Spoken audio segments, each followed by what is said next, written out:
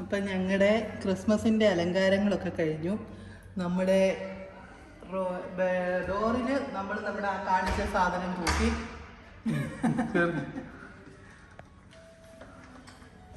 എങ്ങനെ ഞങ്ങളിത് നല്ല ഡിസ്കോ ഡാൻസ് കളിക്കാവുന്ന പോലെ എല്ലാം അലങ്കരിച്ച് വെച്ചിട്ടുണ്ട്.